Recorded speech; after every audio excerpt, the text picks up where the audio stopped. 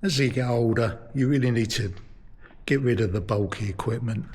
I've got about 4 other cameras. I've got a Pentax, which I use mainly down on the beach, laying on the beach in the winter, doing the photos of the waves in the stormy weather. I've got a Nikon D5.6, which I use like everyday use, a Fuji X-T3, which for really special occasions, with the battery pack on when I need a lot of battery power for the day. And I've got a Panasonic camcorder, which is good, but the specs on this little thing seem to be amazing. 120 frames per second for 4K, 240 for full HD, which most of the time full HD is going to suffice. A little bit of a chat about photo and video editing software. Up to last year, I was using Windows. I had an old Windows PC, which I decided it didn't know me anything, and I thought I'd upgrade it. And basically, I just completely messed it up, which I didn't lose any. I lost very little money on it. It didn't matter. So I went out and I thought, well, what do I need?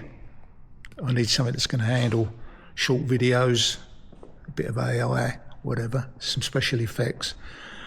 And the problem is, when you look at Windows products, for what you need for video editing, you know, you've got to pay a bit more than what you would do for an Apple product.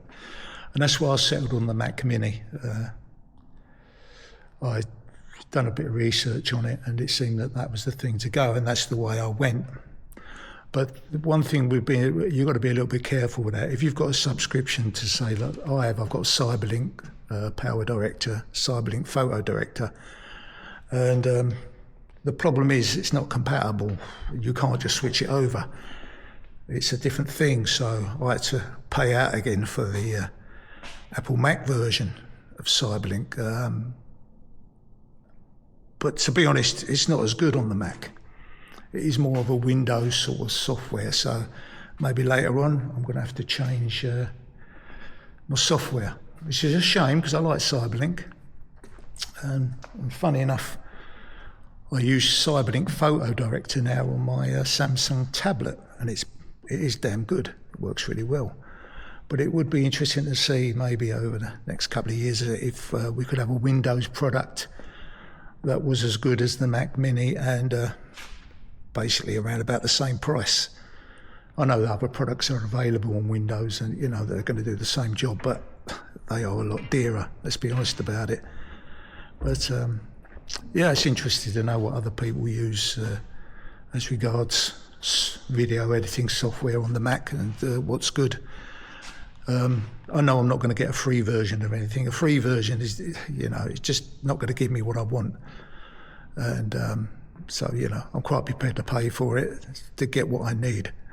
I should just say about this area around here, the walk over here and this church and the cemetery, which isn't used anymore, but it's just maintained. It's a very interesting place.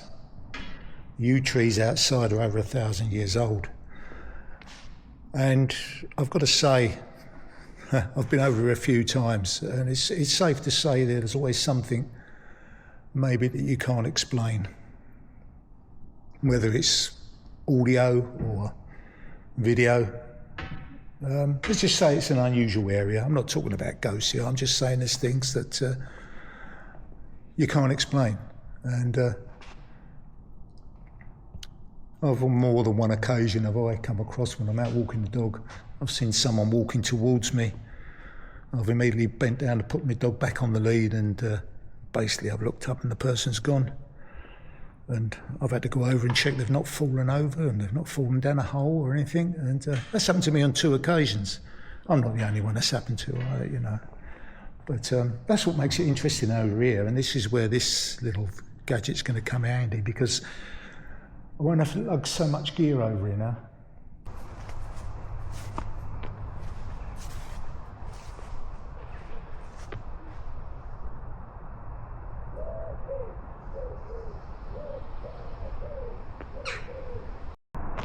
Well, my initial thoughts about this little camera.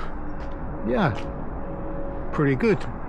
Menus are fairly easy to navigate, but I suppose I've had a little bit of experience with cameras, so I suppose for a complete beginner might be a little bit more awkward, but overall, yeah, I think it's good. Let's just hope when I get it back and run it through CyberLink Power Director that well, and we'll see what the real results are.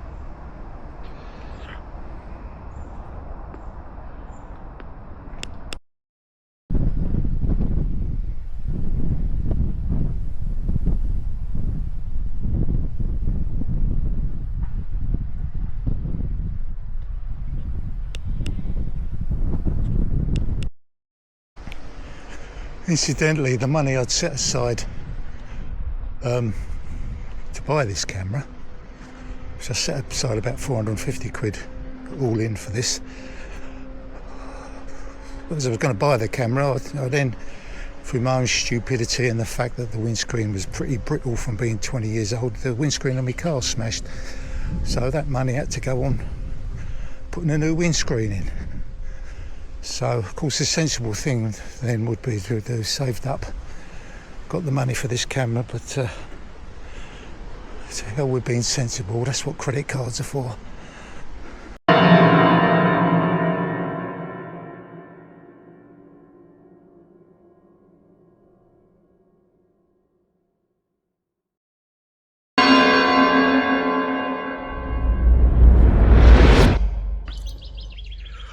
So I've had Insta 360 Pro Ace 2 for a couple of days now.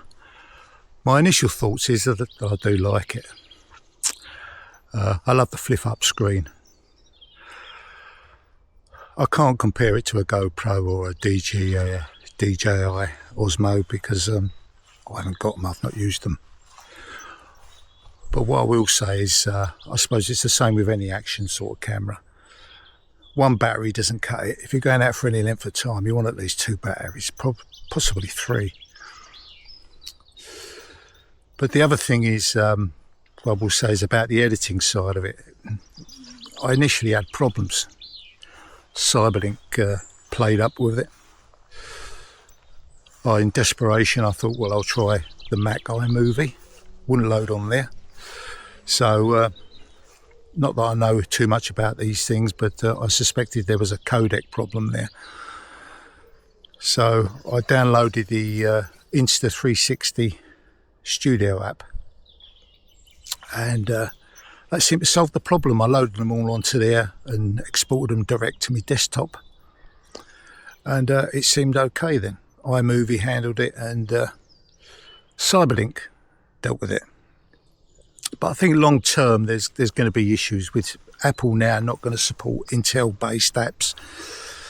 I know the application manager is going to be affected on CyberLink, so I think what I'm going to do is bin CyberLink Power Director now for Mac, and I'm looking possibly at DaVinci Resolve, use the free version for a while, see how that works out, and maybe buy that, and then I know I'm going to be safe with my Mac. But yeah, first initial thing is, yeah, Insta Pro Ace 2, should you buy it? Well, yeah, definitely. But next thing out is, well, I'm going to have to use the photo function on here, go into the manual settings and set it up and see what it does as regards photos. And obviously you're going to have to use the slow motion, try that out.